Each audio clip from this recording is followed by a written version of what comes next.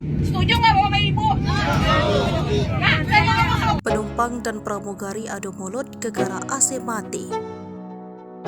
Sebuah video viral di dunia maya memperlihatkan penumpang pesawat cekcok dengan pramugari. Dalam video diunggah akun Instagram pembasmi kehaluan drill tersebut, menunjukkan seorang perempuan yang diduga mewakili penumpang meributkan AC di dalam pesawat yang mati. Dikutip dari caption yang tertulis, AC pesawat tersebut mati jelang lepas landas. Karena AC mati tersebut, sejumlah penumpang pesawat jurusan Kuala Lumpur, Jakarta itu akhirnya meminta pertanggungjawaban perusahaan penerbangan, yaitu meminta AC dinyalakan hingga membuat pernyataan tertulis bahwa pesawat yang mereka tumpangi ini aman untuk terbang. Hingga akhirnya, di akhir video beberapa penumpang memilih turun dari pesawat.